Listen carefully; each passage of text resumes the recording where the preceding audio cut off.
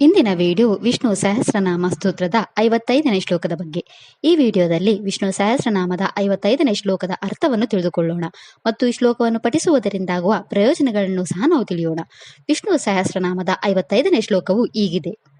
ಜೀವೋ ವಿನಯಿತ ಸಾಕ್ಷಿ ಮುಕುಂದೋ ಮಿತ ವಿಕ್ರಮಃ ಅಂಬೋ ನಿಧಿರನಂತಾತ್ಮ ಮಹೋದಧೀಶಯೋಂತಕಃ. ಈ ಶ್ಲೋಕದಲ್ಲಿ ಭಗವಾನ್ ವಿಷ್ಣುವಿನ 8 ನಾಮಗಳಿವೆ. ಈಗ ವಿಷ್ಣುವಿನ ಈ ಪ್ರತಿಯೊಂದು ನಾಮದ ಅರ್ಥವನ್ನು ತಿಳಿದುಕೊಳ್ಳೋಣ. ಮೊದಲ ವಿಷ್ಣು ನಾಮವು ಹೀಗಿದೆ. ಓಂ ಜೀವಾಯ ನಮಃ. ಈ ವಿಷ್ಣು ನಾಮದ ಅರ್ಥ ಭಗವಾನ್ ವಿಷ್ಣು ಎಲ್ಲಾ ಜೀವಿಗಳಲ್ಲಿ ಆತ್ಮದ ರೂಪದಲ್ಲಿ ಇರುವವನು ಅಥವಾ ಎಲ್ಲಾ ಜೀವಿಗಳಲ್ಲಿ ಪ್ರಾಣದ ರೂಪದಲ್ಲಿ ಇರುವವನು. ಎರಡನೇ ವಿಷ್ಣು ನಾಮವು ಹೀಗಿದೆ. ಓಂ ವಿನಯಿತ ಸಾಕ್ಷಿಣೇ ನಮಃ.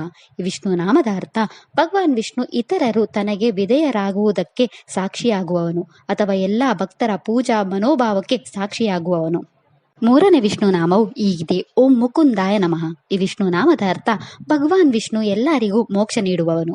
ನಾಲ್ಕನೇ ವಿಷ್ಣು ನಾಮವು ಹೀಗಿದೆ. ಓಂ ಅಮಿತ ವಿಕ್ರಮಾಯ ನಮಃ. ಈ ವಿಷ್ಣು ನಾಮದ ಅರ್ಥ ಭಗವಾನ್ ವಿಷ್ಣು ಅಳೆಯಲಾಗದ ಹೆಜ್ಜೆಗಳನ್ನು ಹೊಂದಿರುವವನು ಅಥವಾ ಅತ್ಯಂತ ಶೌರ್ಯವನ್ನು ಹೊಂದಿರುವವನು. ಐದನೇ ವಿಷ್ಣು ನಾಮವು ಹೀಗಿದೆ. ಓಂ ಅಂಬೋ ನಿಧಯೇ ನಮಃ. ಈ ವಿಷ್ಣು ನಾಮದ ಅರ್ಥ ಭಗವಾನ್ ವಿಷ್ಣು ಎಲ್ಲಾ ದೇವತೆಗಳು, ಮನುಷ್ಯರು, ಅಸುರರು ಮತ್ತು ಪಿತೃಗಳಿಗೆ ಅಂತಿಮ ತಾಣವಾಗಿದ್ದಾನೆ ಅಥವಾ ಎಲ್ಲಾ ಲೋಕಗಳನ್ನು ಹೊತ್ತೊಯ್ಯಲು ಸಾಗರದಲ್ಲಿ ತನ್ನನ್ನು ತಾನು ಇಟ್ಟುಕೊಂಡವನು. ಆರನೇ ವಿಷ್ಣು ನಾಮವು ಹೀಗಿದೆ.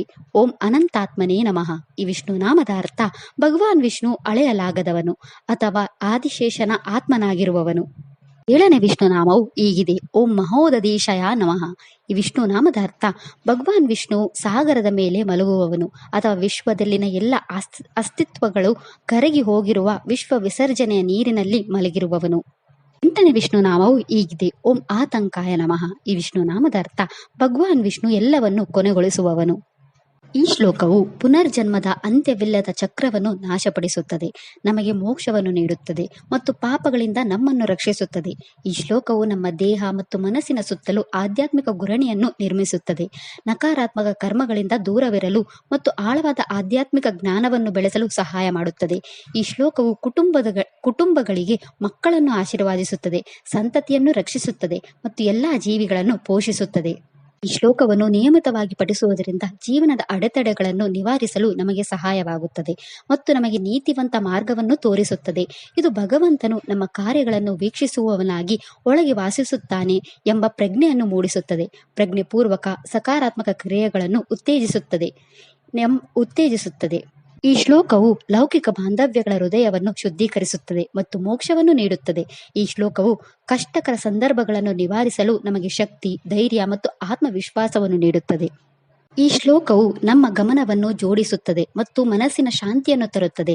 ಒತ್ತಡ ಮತ್ತು ನಕಾರಾತ್ಮಕ ಆಲೋಚನೆಗಳ ವಿರುದ್ಧ ಮಾನಸಿಕ ಗುರಣಿಯಾಗಿ ಕಾರ್ಯನಿರ್ವಹಿಸುತ್ತದೆ. ಈ ಶ್ಲೋಕವು ಆಳವಾದ ಆಧ್ಯಾತ್ಮಿಕ ಬೆಳವಣಿಗೆ ಮತ್ತು ಆತ್ಮದ ಶಾಶ್ವತ ಸ್ವರೂಪವನ್ನು ತಿಳುವಳಿಕೆಯನ್ನು ಪ್ರೋತ್ಸಾಹಿಸುತ್ತದೆ. ಈ ಶ್ಲೋಕವು ಮನೆಗೆ ಶಾಂತಿ ಮತ್ತು ಸ್ಥಿರತೆಯನ್ನು ತರುತ್ತದೆ, ಮನೆಯ ಜಗಳಗಳನ್ನು ಕಡಿಮೆ ಮಾಡುತ್ತದೆ ಮತ್ತು ಶಾಂತಿಯುತ ವಾತಾವರಣವನ್ನು ಬೆಳೆಸುತ್ತದೆ.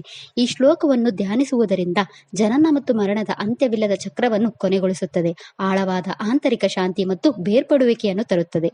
ಚಿತ್ರ ನಕ್ಷತ್ರಕ್ಕೆ ಸೇರಿದ ಜನರು ತಮ್ಮ ಜೀವನದಲ್ಲಿನ ಎಲ್ಲಾ ಸಮಸ್ಯೆಗಳನ್ನು ತೊಡೆದುಹಾಕಲು ಮತ್ತು ನಿಮ್ಮ ಜೀವನದಲ್ಲಿ ಎಲ್ಲಾ ಶುಭಗಳನ್ನು ಪಡೆಯಲು ಈ ಮಂತ್ರವನ್ನು 27 ಬಾರಿ ಜಪಿಸಬೇಕು. ಇದಿಷ್ಟು ವಿಷ್ಣು ಸಹಸ್ರನಾಮ ಸ್ತೋತ್ರದ 55ನೇ ಶ್ಲೋಕದ ಕುರಿತಾಗಿತ್ತು. ನಾಳೆಯ ವಿಡಿಯೋದಲ್ಲಿ ವಿಷ್ಣು ಸಹಸ್ರನಾಮದ 56ನೇ ಶ್ಲೋಕದ ಮೇಲೆ ಚಿಂತನೆಯನ್ನು ಮಾಡೋಣ. ಶ್ರೀಕೃಷ್ಣ ಅರ್ಪಣಮಸ್ತು. ಈ ವಿಡಿಯೋ ಇಷ್ಟ ಆದರೆ ಲೈಕ್ ಮಾಡಿ, ಶೇರ್ ಮಾಡಿ ಮತ್ತು ಚಾನೆಲ್ ಸಪೋರ್ಟ್ ಮಾಡೋಕೆ ಸಬ್ಸ್ಕ್ರೈಬ್ ಮಾಡಿ. ಧನ್ಯವಾದಗಳು.